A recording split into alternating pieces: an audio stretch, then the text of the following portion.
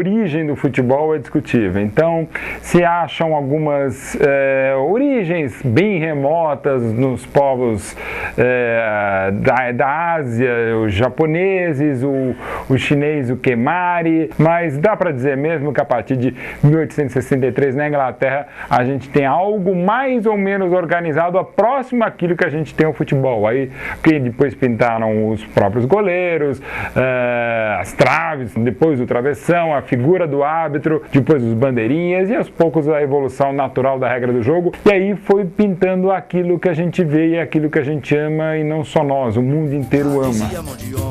Se não der, deixa pra mim. Se o goleiro fecha o gol, se o goleiro fecha o gol, não faz mais que obrigação. No pedaço que ele fica, a grama não cresce no chão. O goleiro é solitário, de herói vira vilão. Dá de cara com o Mário, com o Reinaldo, com o Casão, né não. O goleiro tem um problema sério, porque que tem mais responsabilidade.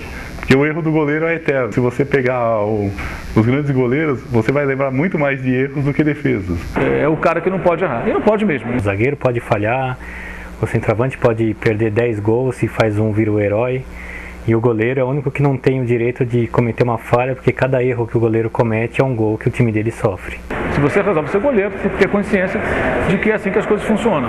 É uma profissão que tem esse lado meio ingrato, porque não adianta você fazer 5 defesas espetaculares e sofrer um frango clamoroso. E a gente gosta de ver a bola entrando e o goleiro acaba sendo esse anticlímax, porque evita o gol, o cara é pancada por natureza, ele é o estraga-prazer.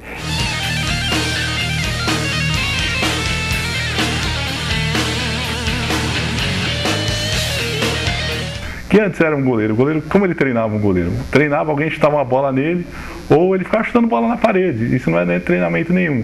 O goleiro antigamente, né, ele não era o que é hoje. Hoje existe um cara, né, para orientar, para melhorar. E em 70 ainda não tinha essa pessoa, né? Eu senti muito isso, né? Se eu tivesse essa pessoa ao lado, né, para me orientar, aperfeiçoar, rapaz, eu acho que a minha carreira ela teria sido melhor. Nunca tive um preparador de goleiro. O goleiro se virava sozinho. Não tinha um treinamento específico de goleiro. Ele pegava os batedores lá e bate bola no gol o tempo inteiro e fazia exercício ele sozinho. Então, o goleiro era um solitário. Não adianta você fazer os mesmos treinos que os jogadores, porque não serve pra gente. Enquanto eles correm meia hora, pra gente não adianta nada. A gente tem que fazer treinamentos específicos do que a gente vai utilizar no jogo. Muita gente atribui a evolução dos goleiros brasileiros, por exemplo, ao fato de ter passado a haver preparadores de goleiros a partir do final dos anos 60, a partir do Valdir Moraes principalmente. Eu coloquei na cabeça quando eu jogava, porque nunca tive um treinador específico. A gente fazia o treinamento chute a gol, os atacantes chutando, mas não tinha uma correção técnica. Então eu achei que deveria ter, porque nós éramos muito criticados, os goleiros brasileiros. A própria imprensa daqui, do mundo inteiro, eu coloquei na cabeça que não seria nem treinador, seria um treinador específico de goleiro. Eu achei que com as minhas ideias nós iríamos melhorar. E deu certo, graças a Deus. Na verdade, o goleiro meio que guiou a evolução do futebol, né? As regras foram sendo alteradas para dificultar ainda mais, à medida que o goleiro ia evoluindo, ia melhorando, ia tornando cada vez mais difícil para os atacantes marcar gols. Foi-se tendo umas mudanças nas regras, mudança na regra do impedimento. O goleiro ficou proibido de pegar a bola recuada, com os pés. A regra forçou os goleiros a aprender a jogar mais com o pé, né? O que é algo até recente, tanto que não são muitos os goleiros que jogam bem com o pé. Isso acho que foi um progresso. Saída do gol também, os goleiros hoje são mais altos. E também todas as características inerentes à posição, né? Ter boa colocação, ter reflexo, ter agilidade, e senso de tempo de bola, e principalmente liderança, capacidade de resistir a fortes pressões dentro de campo, da torcida, dos adversários, da imprensa quando o time perde. Tá sempre ali no fio da meada o goleiro.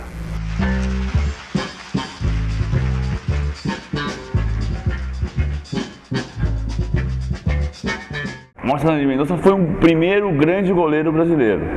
Goleiro da seleção brasileira, no início da história da seleção brasileira, conhecido pela elegância, por usar fitinha roxa no uniforme, dos grandes times do Fluminense dos anos 10, 20. Foi o goleiro do primeiro jogo do Brasil em 1914 e ele defendeu a seleção praticamente direto ali até 1922, né, com alguns revezamentos com outros goleiros, mas foi goleiro de importantes títulos, né? Ele transcendeu o campo de futebol, ele foi talvez o primeiro atleta brasileiro de futebol que assumiu outras responsabilidades, né?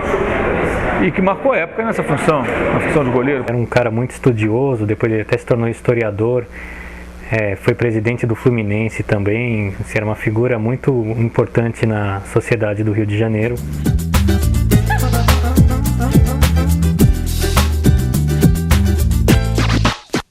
Desde moleque eu gostava do futebol. Gostava do futebol porque eu tinha um mano também que foi goleiro lá no Sorocaba, no Esporte Clube Britânia. Então eu ia assistir ele jogar e eu me interessei também. E outro caçula jogou no Corinthians, né, Santo André. Jogava bem também no gol. 8 irmãos que eu tinha, nós 3 só que jogavam futebol. Porque na época do meu pai, se a gente falar em sair na rua e jogar bola, pelo amor de Deus, o italiano pegar a gente pela orelha, vai lá para dentro, vai trabalhar.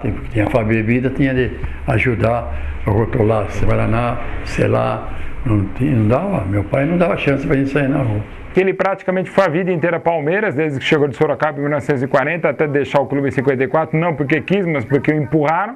Aí ele passou uma temporada no Juventus e encerrou a carreira. É uma primeira bandeira como goleiro, primeiro símbolo como goleiro, né? Então, se você pegar os jornais da época, o Oberdan está em todas as charges, né, como símbolo do Palmeiras. Então, e a camisa dele é um ícone, aquela camisa azul com um P grande, assim. Você olha e você identifica ele, né? O Oberdan se transformava dentro da área. Esse era um que saía esmurrando antes de ser esmurrado, antes de ser atropelado.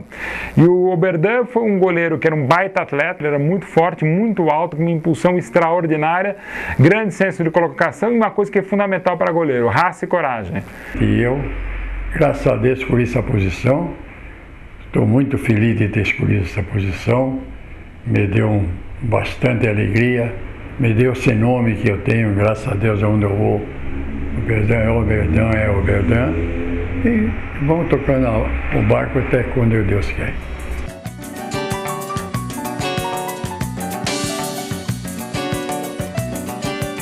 Barbosa era um baita goleiro, foi sempre muito bem pelo grande expresso da vitória do Vasco, foi muito bem na Copa, possivelmente o melhor goleiro da Copa de 50.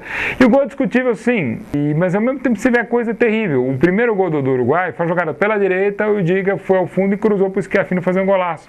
O Barbosa imaginou que a jogada fosse repetir, saiu um pouquinho e jogou lá, quer dizer, mérito do Diga. Eles não entraram naquela decisão tão concentrados quanto deveriam. E o Uruguai era um bom time, né? E acabou ganhando do Brasil. Mas todo mundo lembra do coitado do Barbosa. Por quê? Porque ele era goleiro. Eu tenho, assim, a convicção que o Barbosa falhou naquele lance. Mas, quer dizer, ele teve uma coordenação eterna que foi crescendo conforme os anos. Mas ele era um goleiro muito bom, de elasticidade. Deu um azar naquele lance que foi bem a final da Copa do Mundo, né? E ficou marcado. Se tivesse uma cratera ali, eu pudesse desaparecer, eu desapareceria. Que o público se silenciou, e disso em nada vai voltar às coisas que já aconteceram. O Barbosa nunca conseguiu se recuperar integralmente do baque da derrota de 50 e do gol do Didia. Mesmo que, na maior parte das vezes, todo mundo que o entrevistasse, que conversasse com ele, o eximisse de culpa. E a grande injustiça disso é porque todas as gerações que sucederam o Barbosa na Copa de 50 só tem essa imagem do Barbosa levantando, cabisbaixo, para indo buscar a bola no fundo do gol. Acho que o que acontece é que o gol é marcante. O gol representaria uma marca para qualquer goleiro que sofresse.